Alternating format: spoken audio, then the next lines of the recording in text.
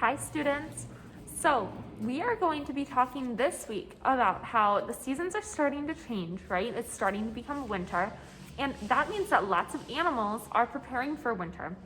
And some animals that you might think of right away might be bears. We know that bears go into hibernation in the winter, and squirrels, because squirrels start to gather their food for the winter so that they have enough to eat. We prepared for the winter as humans by getting out our big winter jackets, our boots, our gloves, and our hats. We stay inside a lot more often, and we make sure that we're not outside for a long time just so that we are able to keep our bodies nice and warm. I'm going to read you this book called A Bed for the Winter, and it's going to talk about a lot of different animals and what they do. A fluffy-tailed dormouse stops by a meadow. Cold rain is falling. Soon, snow will be coming. The dormouse is looking for somewhere to sleep. She needs a bed for the winter. I actually have lots of little mice on my mask today. A squirrel gathers leaves high in a tree. He makes his nest warm for the winter weather. But a nest in the treetops is too high for a dormouse. The dormouse looks up, then scurries by.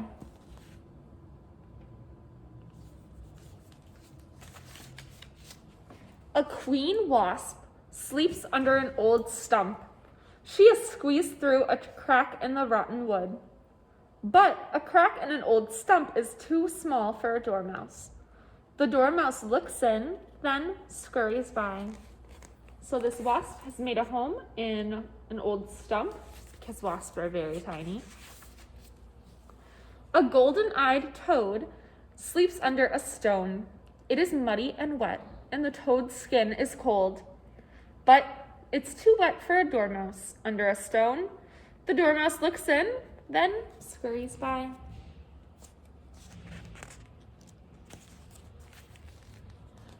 A mother brown bear sleeps in a den. She is furry and warm.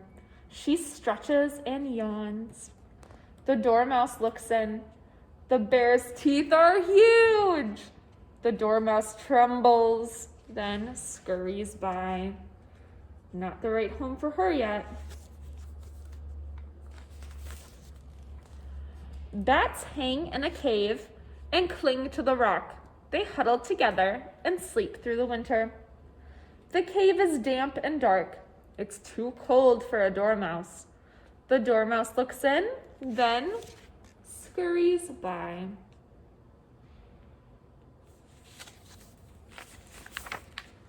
A family of rabbits hop into their burrow. They live underground when the weather is cold. But there are too many rabbits to make room for a dormouse. The dormouse looks in the burrow and scurries by. An owl with sharp claws flies over the meadow. He is hungry and watchful. He is hunting for mice. The owl swoops. The dormouse hides in a bush. Where can she find a safe bed for the winter?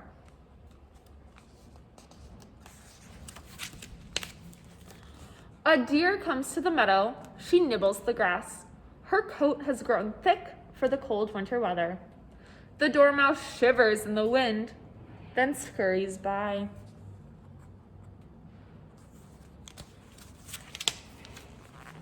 A storm is coming. The sky has turned black.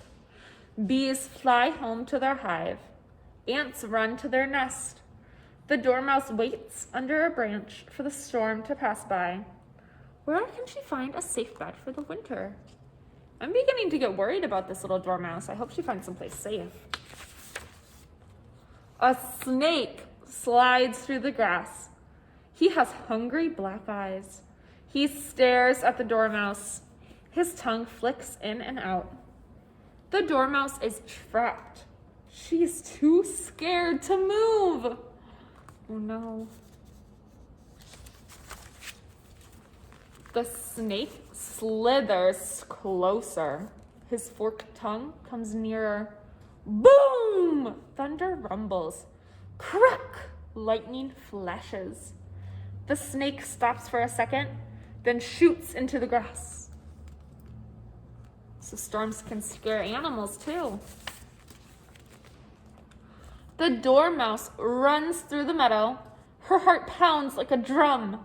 Ba-boom, ba-boom, ba-boom. She climbs up a tree trunk. She crawls into a hole.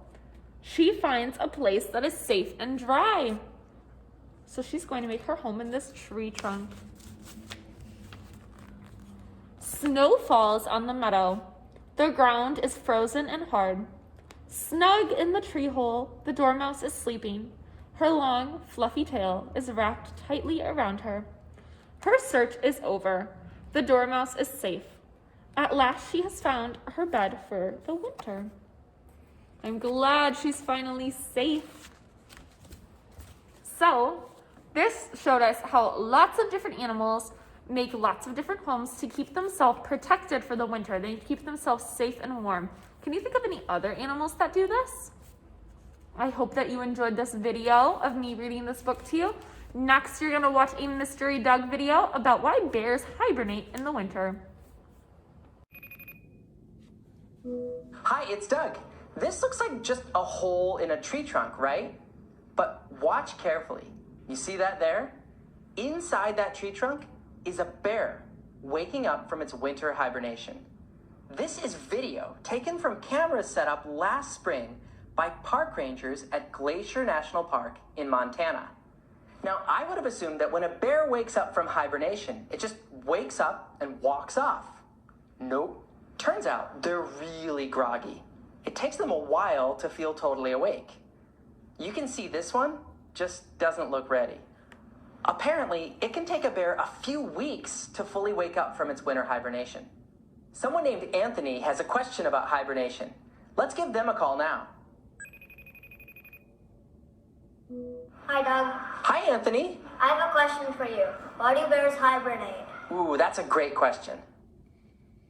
In books and stories, you might have heard about bears that live in cold, snowy places, sleeping through the entire winter. The idea of hibernating, it's kind of weird when you think about it. I mean, people living in cold, snowy places don't hibernate. And there are plenty of animals that are out during wintertime too. They don't seem to hibernate. You can still see birds, sometimes squirrels, deer. So why is that? Why do bears hibernate in the winter, but these other animals don't? Before I say anything more, what ideas do you have? Why do you think bears hibernate in the winter?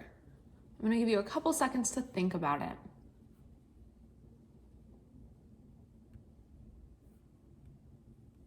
Have a look at these animals that don't hibernate in winter and pay attention to the kinds of things they eat, like this cardinal or this squirrel. You see that?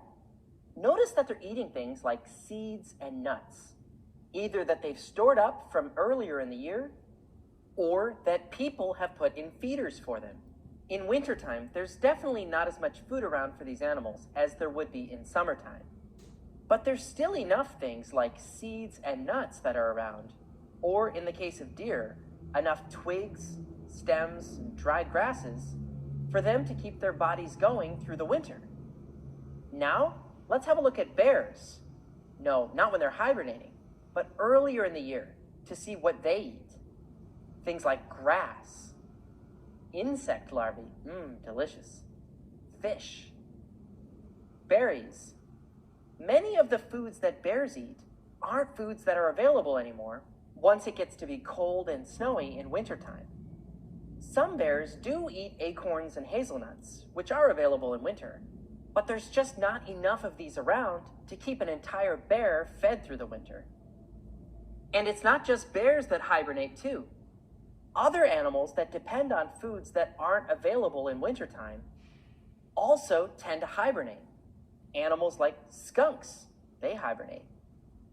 And groundhogs, they normally eat grass, which isn't available in winter. Bats hibernate too. These are just a few examples of animals other than bears that also hibernate in winter. So hibernation seems to be a way that some animals deal with there being not enough of their food available in the wintertime. But how exactly does this work? Like, are animals that are hibernating really asleep all winter? I mean, it's one thing to sleep in for a couple of hours one day, but imagine to sleep for weeks or months? Don't they get hungry? Well, hibernation seems to work a little different depending on the animal, but scientists have found out that in general, hibernation isn't exactly the same thing as sleep. A bear hibernating is a bit like putting its body on pause. It doesn't mean a bear's body stops completely. Its body still has needs. It may not need to eat while it hibernates, but its body still uses nutrients stored up from before it went into hibernation. Scientists think this is probably why bears eat as much as they can and get so big in late summer and fall before winter comes. A lot of scientists find the idea of hibernation super interesting and important, not just because it's fun to know, but because think about it. Just imagine if we could figure out how to put our own bodies on pause. That would give us the ability to pause someone who's sick or injured and get them to the doctor in time. Or maybe even the ability to one day pause ourselves, wait a few hundred years, and get unpaused, having traveled through time. So in summary, bears hibernate as a way to deal with not having enough food in winter. Hibernation looks like sleeping, but in some ways, it's more like an animal being able to put its body on pause. That's all for this week's question. Thanks, Anthony.